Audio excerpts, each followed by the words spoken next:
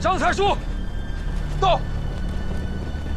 敌人阵地前的地雷已经被炸没了，但江边还有一个雷场，你带扫雷组上，把他们清除干净。10分钟后，主力部队就要开始冲锋，你要保证没有一颗地雷。是，保证完成任务。同志们，跟我来。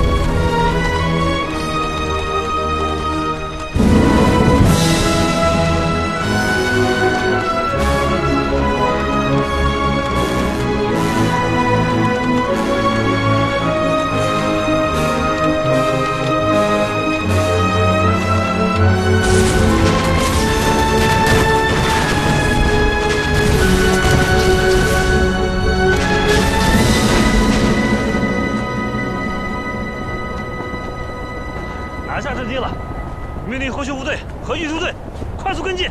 是。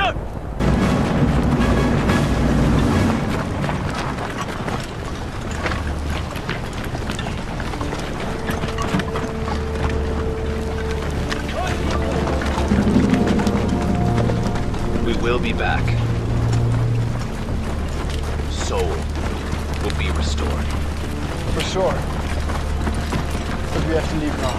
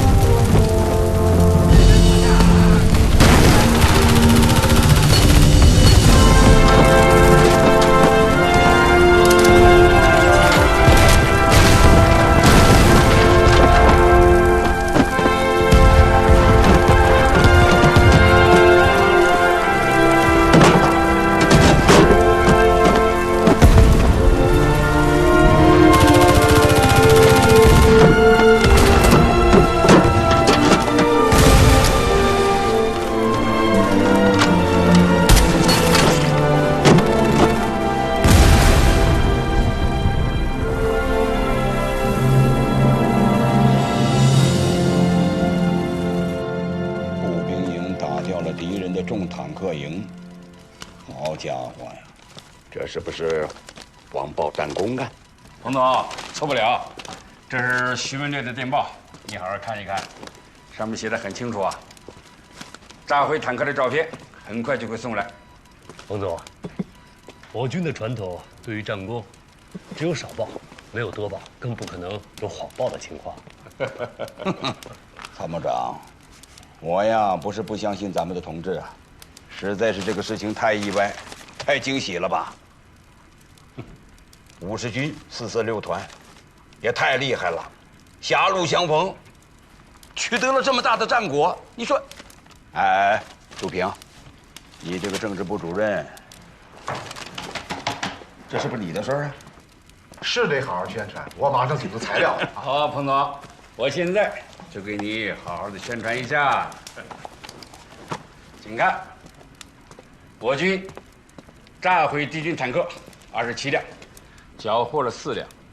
像这样成建制的消灭敌人整支的坦克部队，这是入朝作战以来还是第一次啊！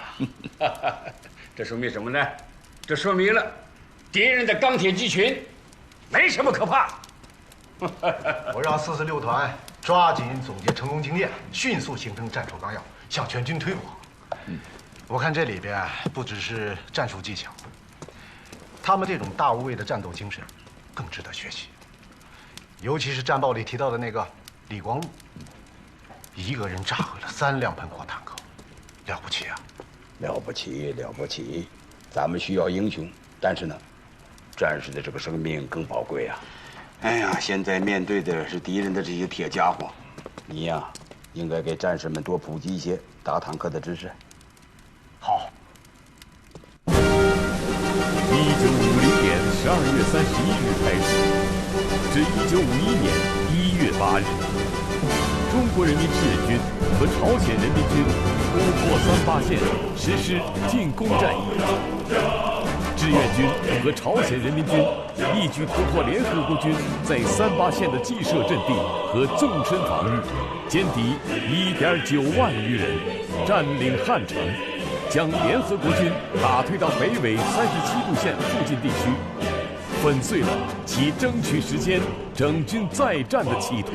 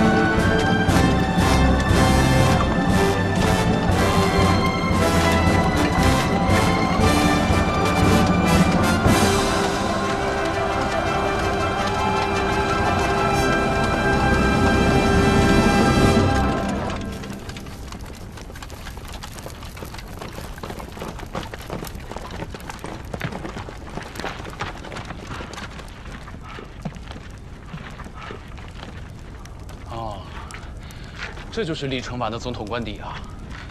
自己搜查，看看总统府里有没有值钱的情报。是。哎，走，发现金子、银子、美子，凡是值钱的东西全都给我缴了，到时候咱归还给朝鲜人民。是，走。马金虎能想啥呢？他要能留下值钱的就奇怪了。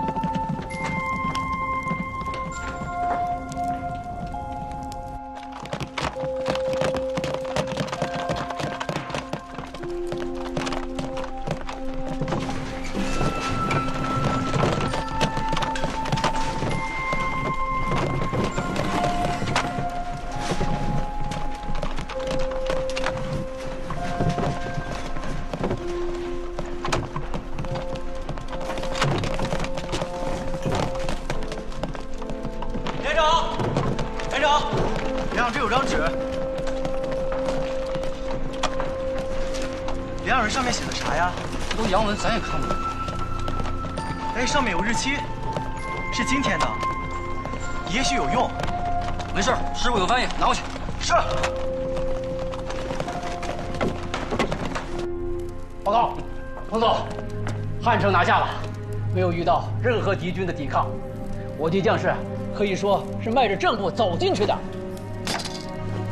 迈着正步吗？是，四平八稳啊！告诉他们，把正步改成跑步，向南追。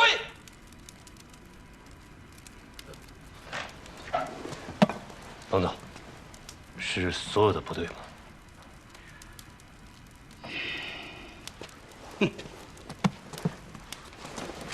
老赵，命令右翼纵队第40军、第38军、第39军，在汉城东北集结待命；左纵第42军继续追击，向利川推进。这是彭总的命令。是。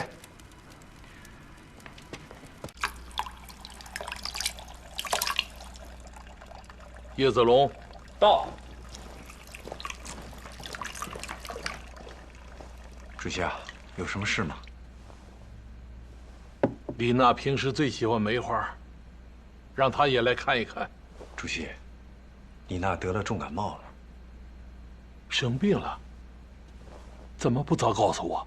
放心吧，主席，我已经派医生去照顾了。我待会儿写封信，慰问她一下。你帮我连这枝梅花一起带过去，希望她像梅花那样战胜疾病，早日康复。我这就去。总理，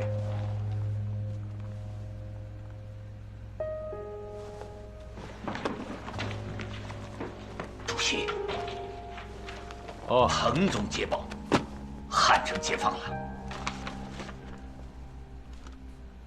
好，比我们预想的还要快。50军还打掉一个英国重坦克营，这应该是入朝作战以来第一次吧？是啊，在我们没有重型武器的情况下，消灭了敌人的一个重型坦克营，对我军的鼓舞非常的大。50军这一次是不负众望啊。恩来啊，借着收复汉城的势头，再掀起一股之前拥军的高潮。国内慰问团该派去的派去，该炒面的炒面，愿参军的参军，保和平为祖国，就是保家乡啊！好，我也正有此意，掀起一个爱国主义和国际主义的教育运动，我马上安排，趁热打铁。好。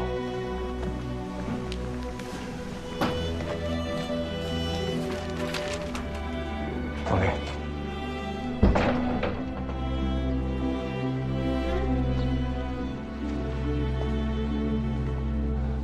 白发人送黑发人，人间之痛啊！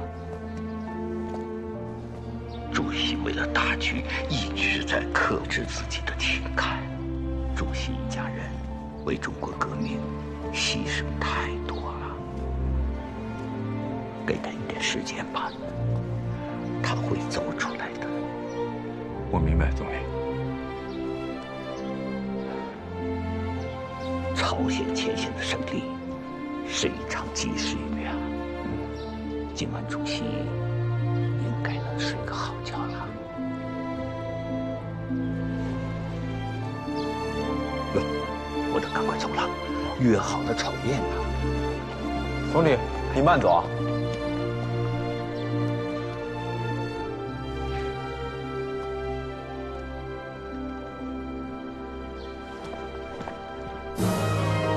抗美援朝战争爆发后，全国各族人民积极响应党和政府的号召，开展了波澜壮阔的抗美援朝运动，以多种形式支援前线，极大地鼓舞了朝鲜前线志愿军指战员的士气。全国各族人民同仇敌忾，同心协力，共同支撑起这场事关国家和民族前途命运的伟大抗争。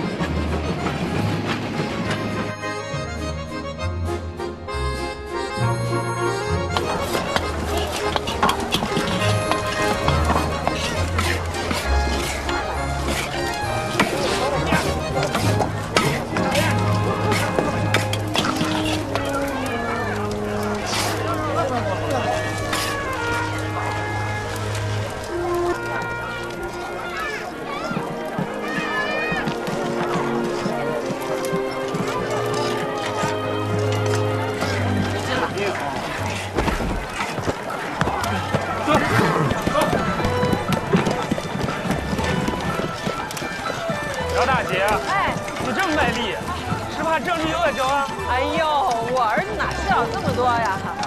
我告诉你，在前线打仗的战士全是人民子弟兵，必须要让他们吃饱了。得，我这锅齐了。说的真好啊，你这思想姐姐是老高了。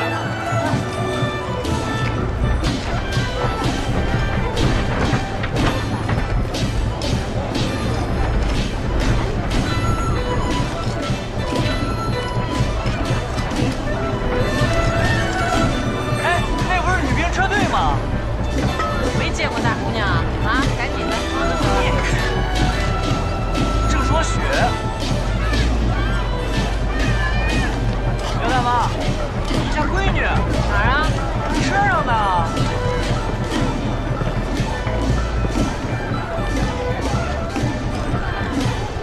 哎呦，郑小雪！哦，我家是。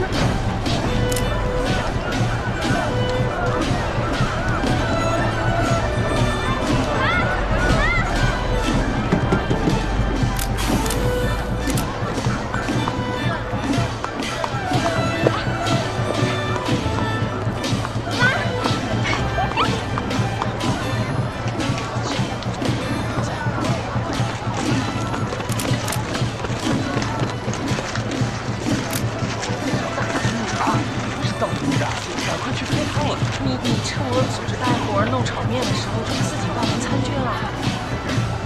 妈，现在国家不是动员年轻人去参军吗？咱们郑家是烈士，可不能拖后腿。谁拖后腿了？听说我这俩小瘪犊子啊，一个赛一个的，你就是考虑一下现在你妈我。哎呀，您不是整天教育我们说有国才有家吗？我跟我哥去参军入伍，那还不是听你的话呀？而且你看，你整天负责动员征兵的，总不能光奉评价。你不说那么落后吧？怎么也得跟我先说一声呀。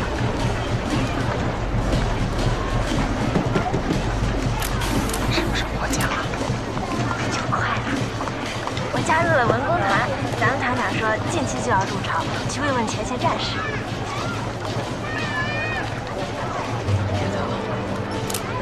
好干啊！小月大妈，刚刚听说你儿子已经上前线了，现在你儿也参军了，你是怎么教育出这么好的儿女啊？能跟大家分享几句吗？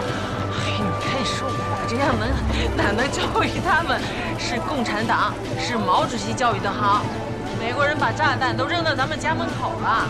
我要是年轻20岁，我也上前线。那都是美国人逼的，不狠狠地教训他们，他们就敢随便的欺负人，那不行。说得对，好，说得好。郑同学，快走了。妈，那我先走了。哎，去吧。再见，妈。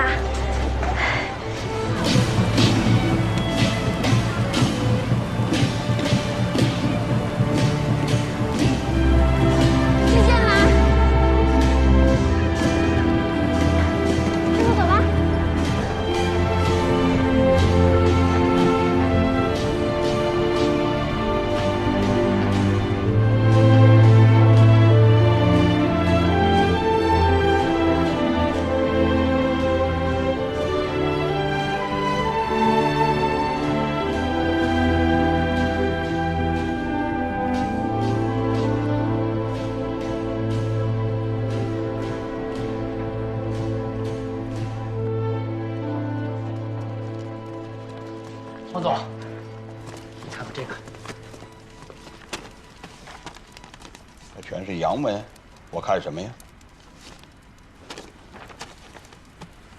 美第8集团军司令向中共军队总司令官致敬，李奇微。这是下面的战士啊，在李奇微的办公室发现的，看样子，这是李奇微刻意给彭总留下的口信呐，向彭总致敬。这可不是致敬，这是李奇微啊给我下的战书。来，一定给我保存好了。明白。参谋长，继续。我军南进非常顺利，美军大幅度的溃退，现在从38线往37线，这李奇微一上任就一溃200里，这算不算是我们给他的下马威啊？哼，你先给我个下马威吧，我这还正发愁呢。这个补给线延长了100多公里啊，全是无粮区，怎么办呢？你光靠我们的人肩扛手提往那送啊，根本供不上去。那怎么办？只能咬牙干了。是啊，只能咬牙了。再大的困难，我们也要上。敌人地面上一触即溃，天上的飞机也没闲着，更疯狂的轰炸，所有的道路、桥梁，通通被炸毁了。困难重重啊！彭总，杜主任回来了。杜主任，哟，你们都在，来，看看看看，来放这儿。哎呀，看看都是什么好东西啊！哎，这是信件，国内的慰问品，后勤处还有很多呢。哎呀，真不少。杜平啊，听我的，大家都停一下，停一下。哎呀，这些东西真不少。你看我们这儿，什么都不缺，是不是？把这些东西啊，都装起来，发给战士们，让战士们也感受一下祖国人民对他们的热情，好不好啊？啊，好，装起来。好，来，装起来。杜平，哎，我听说我们进汉城的事儿，北京还搞了庆祝游行，这是真的吗？真的。不光北京搞了盛大的庆祝游行，全国人民都在欢庆。我那儿有几十份报纸，全国的各大报纸的头版头条都是“打到釜山，解放全朝鲜”，还挺热闹。这样，杜平，回头把这些报纸拿来给我看看呗。好。哎，彭总，吃的可以不留，这个你得留下。哎呀，我不说过了吗？我们这儿什么都不缺，都拿走啊！魏金飞同志特意嘱咐，这是你家里寄来的，好像里边还有封信。哎呦，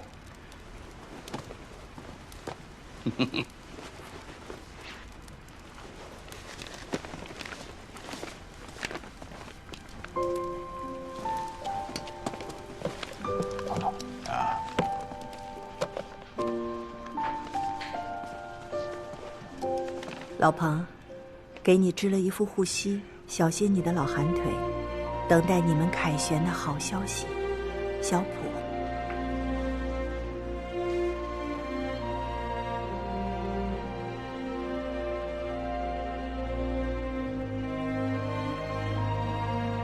织得真好看。嫂夫人的手艺。谢谢。走，跟我走。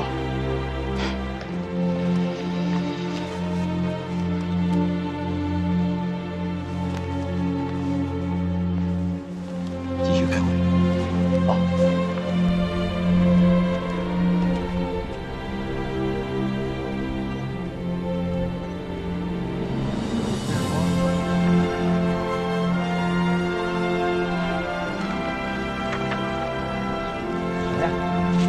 糖啊，谢谢啊。是炒面，还有一封信。信，啥信？周总理炒面，同志们，快来看，周总理亲自给咱们炒面了。念。周恩来总理亲自到北京市视察机关炒面。同志们，委员团来了，我们快去看节目，走啊！走！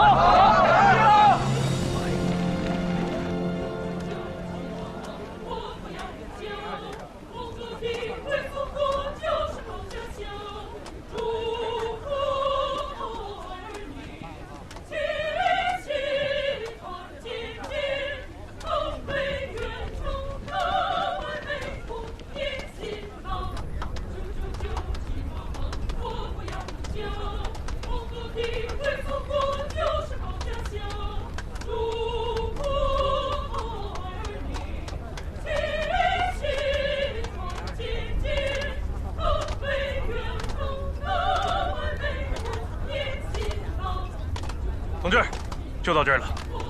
同志，台上那位是我妹妹，我找她有事儿。又来一个找妹妹的，别来这套，回去吧。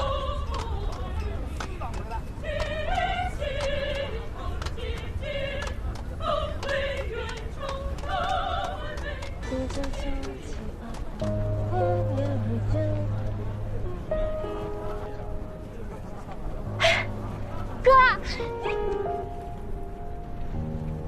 跟我过来。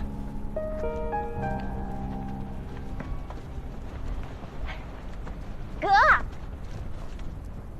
我专门申请来38军慰问，就为了来看你的。哎，你别给我甩脸色啊！好不容易大老远的兄妹相见，你别找我削你。郑双雪，咱不是说好了吗？我参军打仗，你留在家里照顾妈妈。那是你俩说好的，我又没答应。那凭啥我不能参军啊？现在全国上下的年轻人，哪个不想当志愿军？那要不然你回家去，我替你。你就气死我吧。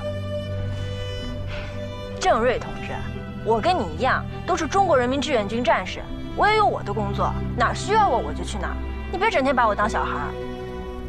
你就是个小孩。都我帽子。偷跑出来的吧？一定把咱妈给气坏了。你也太想看咱妈了吧？我跟你说，咱妈通情达理的很，她亲自送我上的车呢。那你还不信？你等着。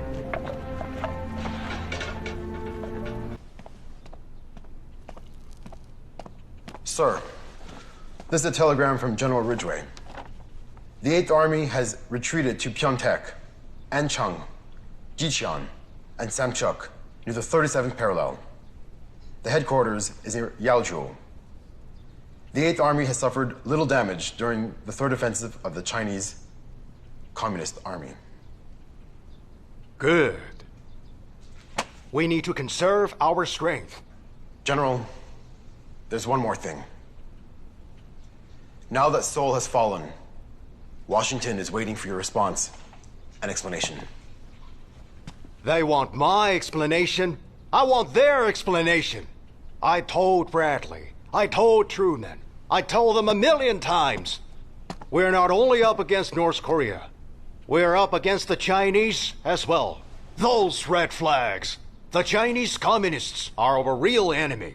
Maybe the fall of Seoul. Well, wake them up. Send my message to the White House. Yes, sir! General Marshall and I just received a telegram from General Ridgway. He doesn't think that our army suffered defeat in Korea. He says that the Chinese Communist Army have obvious shortcomings. Although he can't guarantee that we can restore freedom to the entirety of Korea, he thinks that we can hold fast to the peninsula and deliver a devastating blow. Ridgway was a solid general on the European battlefield. He lost Seoul, but we can trust him. That's a point in his favor. I believe he has the military IQ for this fight. I propose that we send General Collins to Korea to let MacArthur and Ridgway know what the White House wants. George, I hear you.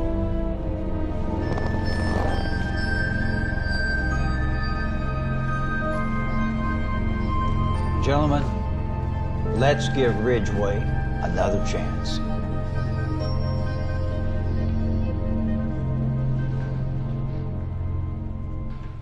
所谓的朝鲜停火3人小组啊，向联大提交了关于达成朝鲜停火以及和平解决远东问题的5步方案。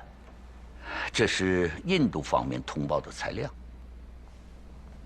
只要联合国通过这个决议，美国就有可能利用停战保存实力，在南朝鲜保持若干地区，并武装日本，而谈判则可能无限期的拖延下去。因此，我的意见，如果联合国通过这个先停火后谈判的提案，中国将予以拒绝，并提出自己的主张。我同意主席的意见。这个杜鲁门1月8号向国会提出，要将现役的兵力增至350万，每年要生产5万架飞机，3500辆坦克，坚持群朝战争，积极扩军备战。据我军委情报，蒋介石派何应钦去东京面见了麦克阿瑟，商谈着计划反攻大陆，准备动用20至25万兵力进攻厦门、山东，以配合朝鲜战场。麦克阿瑟还在打蒋介石那些残兵败将的主意啊。陈毅同志是怎么考虑的？目前，我31军全部集中于厦门，我就有3个军的兵力在福建，一分2批，随时增援厦门。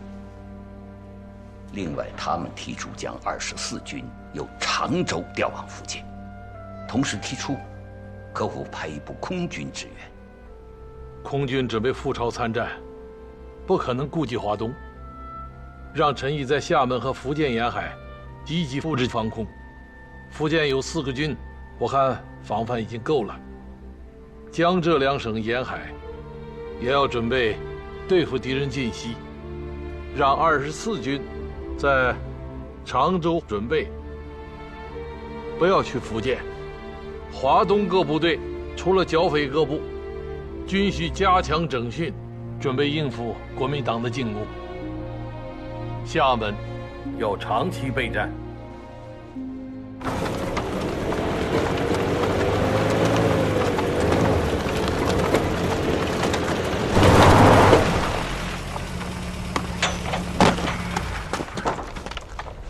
General Collins, I'm surprised to see you here today. So am I. I didn't expect to see your HQ inside a tent. A commander should be close to the front line and his soldiers. The gunfire keeps him sober. Just the 2 of us. Yes, sir.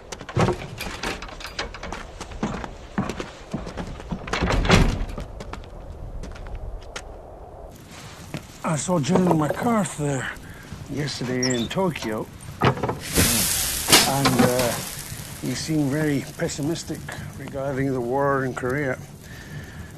Tell me the truth. How confident are you about the war? I cannot be more confident. In fact, I think it's the right time to turn the situation around. I believe in you, but in their eyes, you lost Seoul, you withdrew all the way to the 37th parallel, and... Walker failed because he didn't retreat south far enough. What do you mean? To defeat your enemy, you must know your enemy. I've been studying the Chinese Communist Army and have arrived at a conclusion. They are the strongest rival we've ever met. Germany and Japan were defeated by us. They got no tanks, they got no planes. How are they supposed to fight a war? Just with the soldiers? General MacArthur and the White House think the same thing. That's why we completely failed. Then please, give me a lesson on Chinese army. The Chinese lack equipment and technology, but instead of weapons, they rely on tactics and strategies. They prefer the V formation, cutting us off and encircling us with their troops. We've heard of this. But what amazes me is their ability to execute. Whatever the mission is, they can always somehow accomplish it. For example, in the last battle, our troops on the West Line were trapped near Samsuri by one of their divisions that marched in one night over 70 kilometers. This is amazing speed. I never heard about that. It was never in the dispatches. Because you're too proud to learn about your enemy. Let me continue. Without heavy weapons, they marched light. But in Samsuri, we couldn't budge, though we bombed them to pieces. And in the final battle of Sun Gufeng, our troops' morale was so low that our soldiers even refused to attack. They are the strongest enemy we have ever met. How could they do that? It's their will. The more I know about them, the more surprised I get. In the Chosen Reservoir, they hid in ambush for a week. When the temperature was lower than minus 30 degrees. Our soldiers can't possibly do that. Not even a day, let alone a week. Therefore, I've concluded. We may have the strongest Navy and Air Force, but they have the strongest infantry. How can you be so confident? How do you plan to defeat this Red Devil army? Because I found their Achilles heel. Where is it? Listen, the Chinese Communist Army has launched 3 massive offensives since last October, and I've listed the beginning and end date of each one. Please, have a look.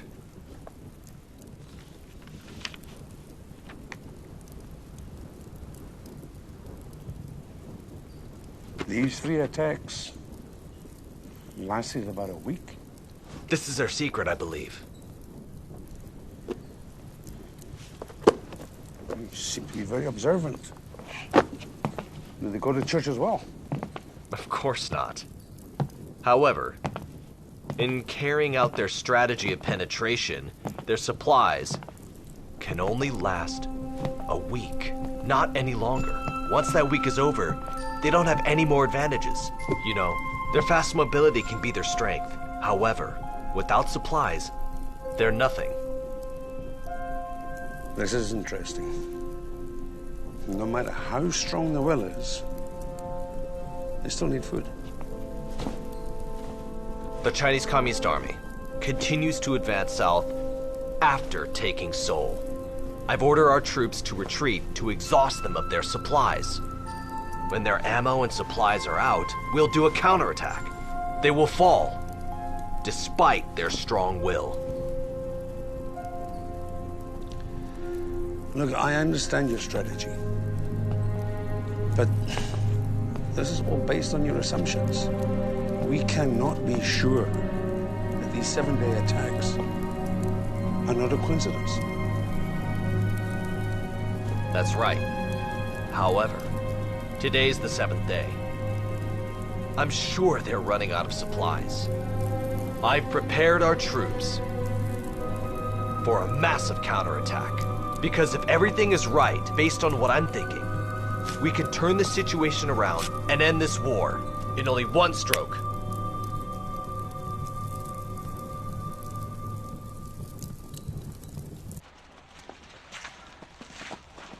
从北到南一推就完。这美帝要真那么好打，就好喽。韩副司令，我们军的口粮已经见底了。咱们在38线以南没有群众基础，没有办法就地筹粮。这补给线拉长了100多公里，后勤补给的效率和速度更低了。我们弹药也很紧张了。 除非我们一鼓作气围歼敌人，通过缴获来解决这个问题，可是个美国佬一打就跑，我们也追不上啊！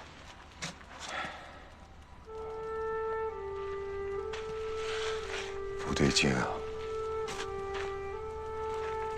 我感觉不对劲，得赶快给彭老总发电报，问问下一步的军事计划。我军现在已经达到了37线，而美军依然保持着一触即退的节奏。我们是乘胜追击，还是见好就收呢？韩副司令来电报，请彭总尽快决断。彭总，彭司令，军委来电。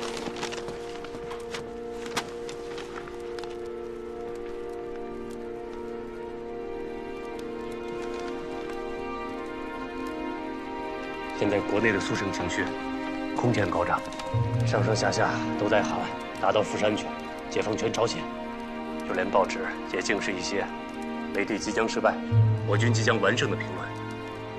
中国人民是多么希望尽快的打倒美帝啊！我怕。什么？我怕了。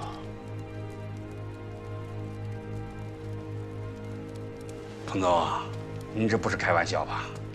谁敢横刀立马唯我彭大将军？你什么时候怕过？我彭德怀呀，戎马半生，打了无数的仗，不管是军阀、日寇、反动派。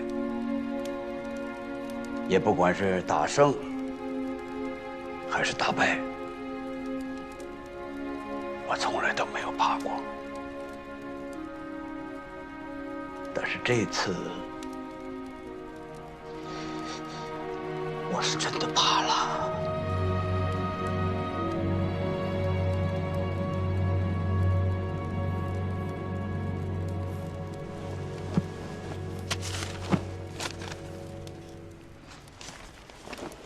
这是韩先楚发来的电报，他现在已经非常难了。目前部队极端疲劳，38线以南沿途群众跑光，房屋被敌人烧光，部队无法吃饭睡觉，很难支撑。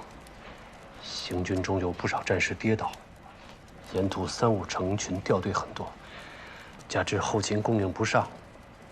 战士们没有鞋穿，弹药接济不上，炮兵因为道路被破坏，不能随步兵前进支援。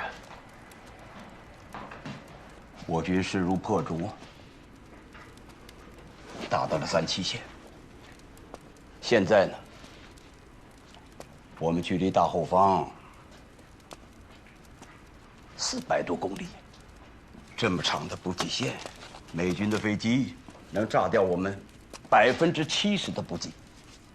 如果美军突然来个反扑，弹尽粮绝的我们，拿什么去抵抗呢？只有等死啊！彭总，美军一直在后撤，目前还没有要反扑的迹象。这就是我最怕的地方。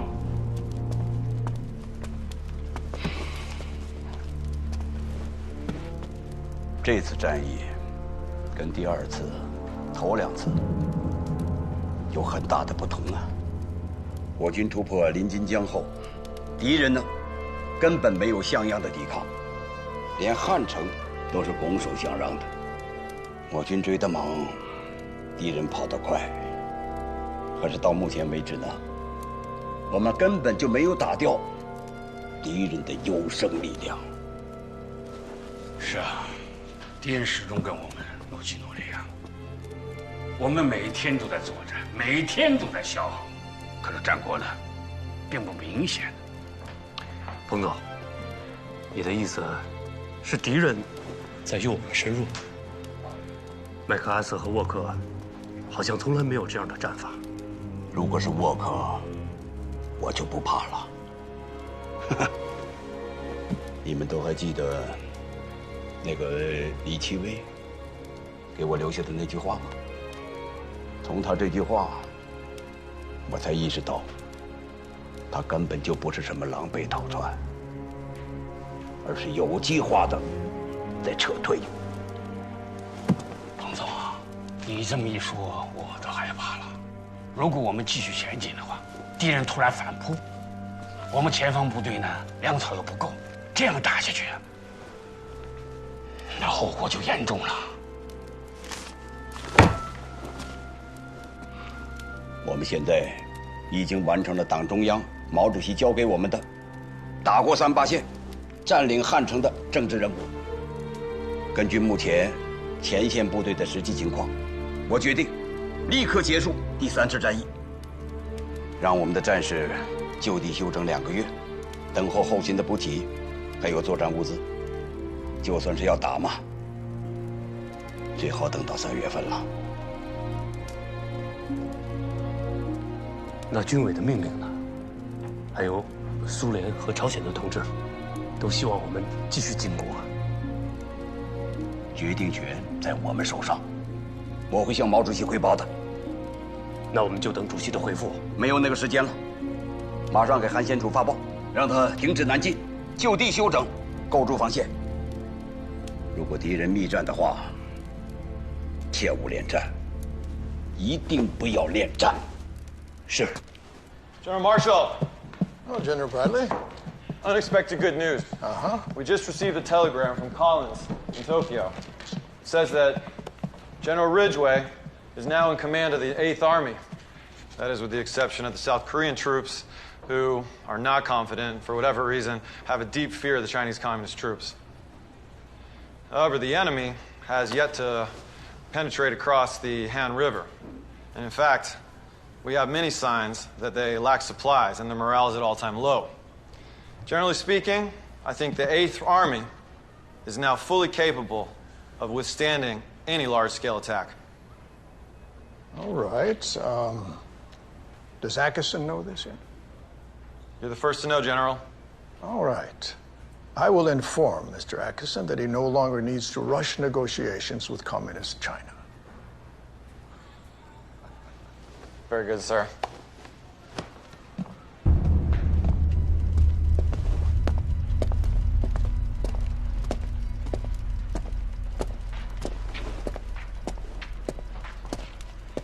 彭总，苏联驻朝鲜大使非急着要见你，我让他等着了。”走，带我们去。是。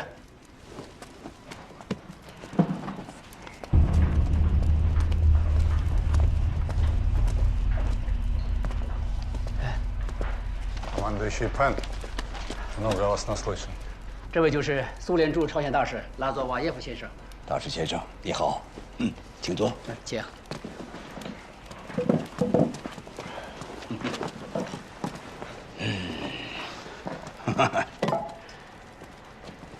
大使先生，你到我们这个地方来，有什么事吗？ Военная ситуация ухудшилась, поэтому я перейду сразу к делу. Почему вы на протяжении 2 суток ваши войска не атакуют? И почему не улучшают позиции? 他问，为什么不继续扩大战果？大使，我军的战略意图不需要我向你汇报啊。 наших войск не нуждается вам объяснить. А вы знаете, что я являюсь полномочным представителем товарища 他是斯大林 Сталина 阁 по 下指派 северокорейскому 的 вопросу? 朝鲜问题上的全权代表。尊敬的大使先生，我军前线的部队已经是弹尽粮绝了，没有那个能力再扩大战果了。 Товарищ командующий, 司令员同志， любые трудности можно преодолеть. 所有的困难都是 Но 可以克服 победив 的。 не догонять врага 胜 и 利 не 了， улучшать свои 不追击 позиции, 不扩大战果， я такой военной тактики 从来没有 никогда 见 не 过 видел. 这样的打仗方式。克服困难，克服困难，可不像你嘴上说的这么容易吧？ 300 000 воинов. Разгромили 30 все на 万势 своем 如破 пути. 竹的胜利之时， Никакого сопротивления им 没 оказано 有 не 遭遇 было. 到敌人 Вдруг 任何 они 像样的 внезапно 抵 начали 抗， отступать.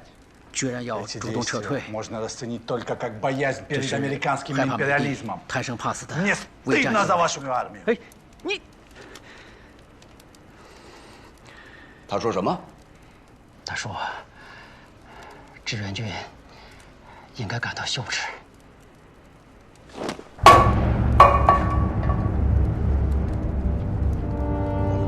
志愿军一路雪山，把美帝打到了3七线。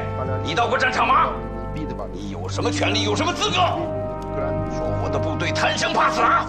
你才应该为你刚才那些话感到羞耻！羞耻！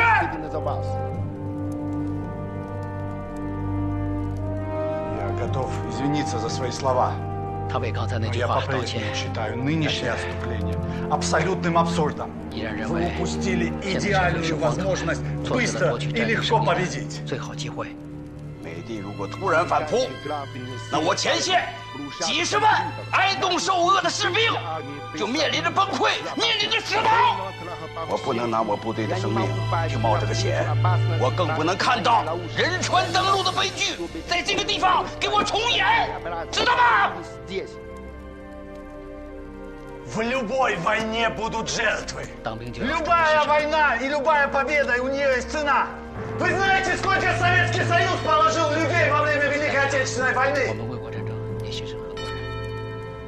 我们付出的代价还少吗？还少吗？我们的每一次胜利都是用士兵的生命换来的。冲锋，你让我怎么冲？我有飞机吗？我有坦克吗？我拿什么进攻？ Понятно. Я обязательно доложу о нашей беседе товарищу Сталину. 他说要报告给斯 И 大林 напишу письмо товарищу 写文件 Мао 转告毛泽东。谢谢，替我向斯大林同志问好，希望不要再见。 До свидания.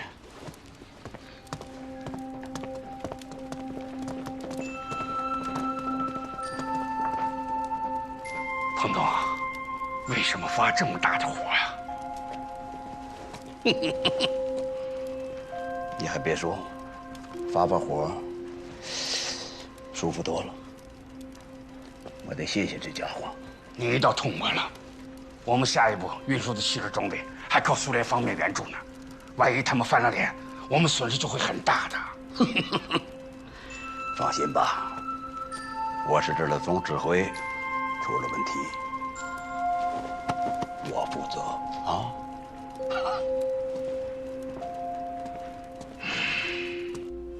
听说彭老总发了顿脾气，惹得苏联同志不太高兴啊。苏联驻朝鲜大使拉佐瓦耶夫对彭总突然提出的停战休整非常不满意。军委刚刚发电报让他扩大战果，他马上回电，要求立即停战休整。也只有他彭德怀做得出来呀。我也觉得彭总提出的那些困难都是客观存在。事实上，我军入朝以来，一直是在极端困难的情况下作战，我们还是连续获胜吧。现在是一个最好的时机，如果能够一鼓作气再推进一步，美军很有可能坚持不住撤到日本去。这是抗美援朝的胜利，将对国际格局产生深远的影响。主席的意思是想让彭总再咬咬牙，然后一鼓作气。机会难得呀，也许值得。你觉得呢？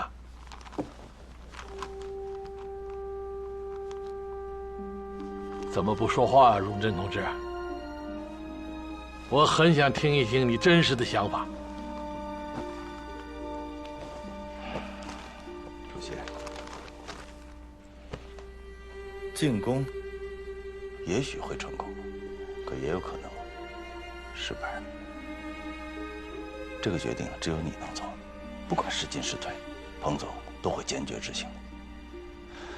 我记得你提出立刻发起第3次战役的时候，彭总也提出过反对，可最终他还是坚决执行了命令，突破了3-8线，占领了汉城。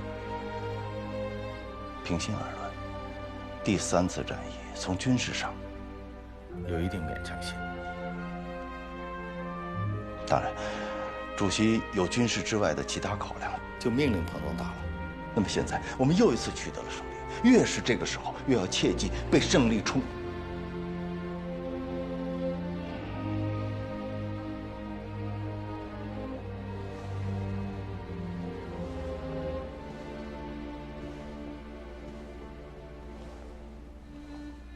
凡事有一有二，也许不可能有三。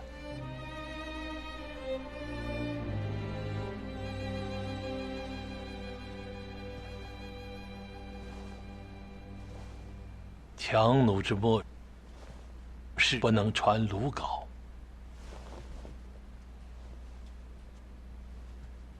主席，是不是可以立刻回电彭总，同意部队停止前进，就地休整？同时，在汉江构筑防御工事，提防敌人反扑。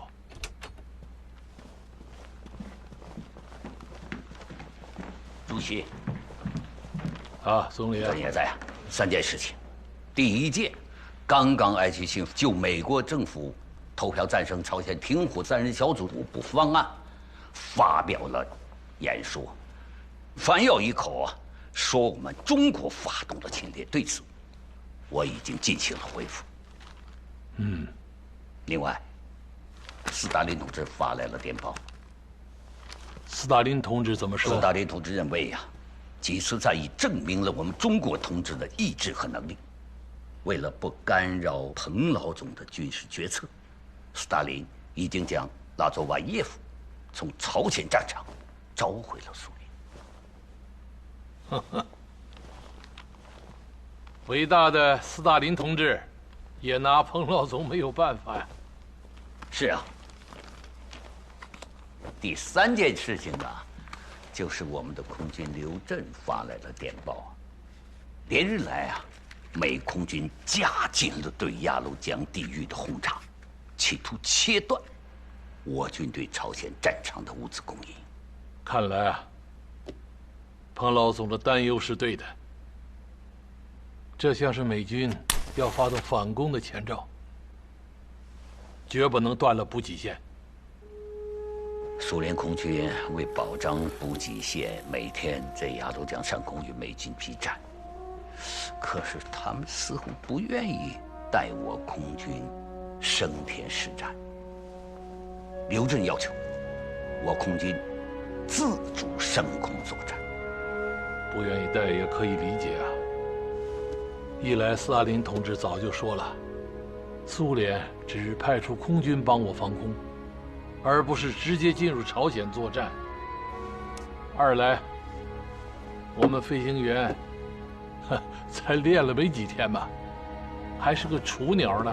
是啊，那些年轻的飞行员参战的热情很高啊。28飞行大队集体写血书，要求和美国空军决一死战。经验虽不足，士气最难得呀。他们还趁美国飞机活动间隙飞过战区航线，顺利完成了战区地形熟悉的任务。是雄鹰，早晚会一飞冲天的。同意刘震的建议，只要时机合适，可以进行战斗飞行。好的，我现在就去发电报。哎，我军空军第一次出战，意义重大，升空就是胜利。啊，不要求一鸣惊人。荣臻，给彭老总回电，同意他的意见，停止进攻，就地休整。是。同志们，今天你们是在创造历史。这是我军空军歼击机第一次升空作战，我们面对的是不可一世的美国空军，有没有信心？有。好。美国空军仗着他们的空中优势，横行霸道，轰炸我们的战友，轰炸无辜的平民，轰炸村庄，轰炸农田，他们的罪行罄竹难书。而今天，你们的升空，就是要告诉那些美国佬，从此以后，这片天空不再是他们肆意妄为的自留地。我们中国空军来了！保卫天空，夺回制空权。报告，美国轰炸机群和护航机群已经起飞。同志们，起飞，应战！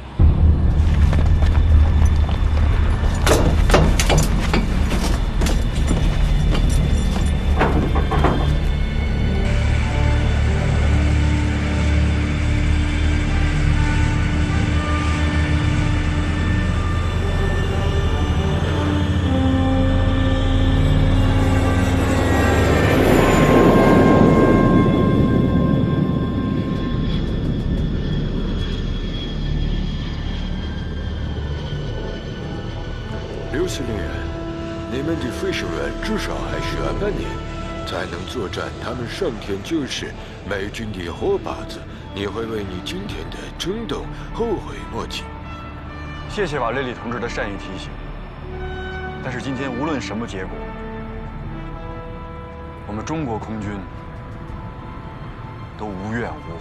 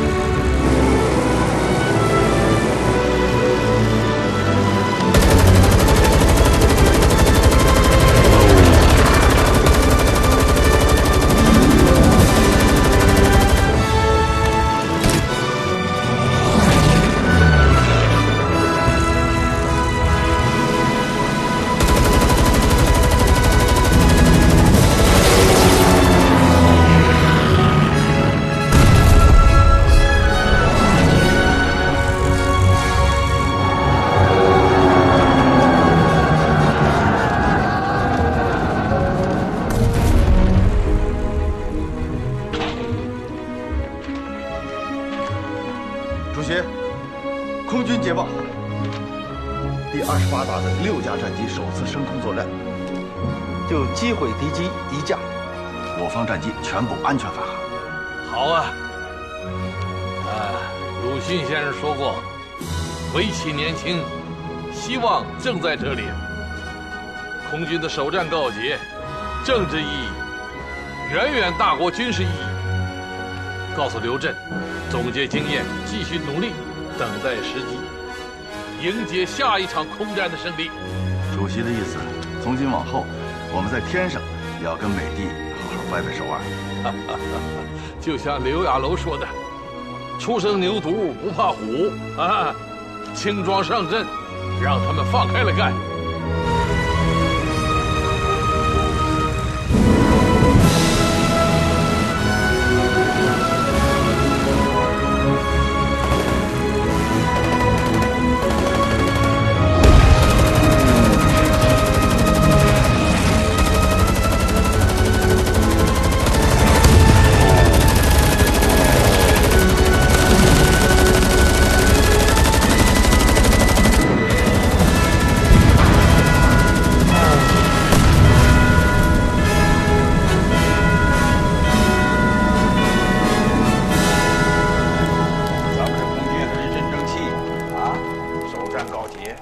次战又击落1架敌机，关键是自己没损失啊，这就是最了不起的。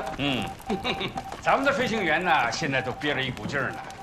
苏联飞行员他现在特别欢迎我们的飞行员啊，跟他们组队啊。经过这几次的空中较量，我们在鸭绿江北面那片天空解开了空战之谜。现在不敢轻易的狂轰滥炸。不管是空军还是陆军，尊严那是靠自己打出来的。可惜啊，就是飞机太少，要不然调过来帮咱们狠狠炸炸李奇微。不要着急嘛，南昌起义那个时候我们才多少人呢？到后来多少人呢？最后打败了800万反动派。彭总说的对，击落第1架敌机的那一刻，就是我人民空军从此逐步走向强盛的起点。哎呦，这谁呀？谁呀？司令员同志，邓华上已归队，咱们又可以并肩作战了。太好了，太好了！邓华悄悄摸摸跑回来啊！哎呦，你可想死我们了啊！悄悄摸摸就跑回来了，这是。哎呀，邓华，战事吃紧呐！啊，你看看穆大个子、谢芳、杜平，我们这些人焦头烂额。老韩又在前线。你现在这回来了以后，这是雪中送炭嘛？啊！哎，告诉我，伤怎么样？彻底好了。潘总啊，这段时间我人虽然在国内养伤，可这心呢，一直跟着你们大家在前线跳。要不是医院看得紧，我早就逃回来了。好，可以干活吧？当然。哎，谢宝，赶快给邓华同志介绍一下情况。哎，就从那个什么，就从李奇微换沃克讲起。好的，来，啊，不用了。这段时间我始终关注着战局的变化。哎，小赵也每天都在给我发军情汇总电报，所以基本情况都了解。就说说最新的吧。好啊。哎，小赵，你每天给邓副司令发电报，你让邓副司令怎么安心养伤呢？啊，还瞒着我。你说吧，我该怎么狠狠地表扬你？彭总，这可都是邓副司令命令我干的。彭总啊，哎，他可是不敢隔着锅台上看。哎，部队现在已经休整了有2个礼拜了。哎呀，是啊，第1个礼拜还可以，这个礼拜韩先楚坐不住了。哦，从15号开始呢，这个美军呢，就不断的派出小股装甲部队寻找我军，进行骚扰作战，搞得前线的战士们呢，吃不好，休息不好，很麻烦。是的，根据前线的情报，敌人在1周之内就3次进出吴山里，4次进出金粮场里，还有3次进出利川。现在这美军啊，倒是有点游击队的范儿。邓华同志，你说这李奇微这胡助理，到底卖的什么药啊？这李奇微不是个善茬啊，一上来就这么黏黏糊糊的反复骚扰我们。我分析啊，他就是想探听我们的虚实，摸清我们主力的位置和作战意图。一旦抓住了我军这个粮草弹药补充不及时的时候，就会抓住时机向我们发动反攻。所见略同，所以啊，这就是为什么我紧急叫停的原因。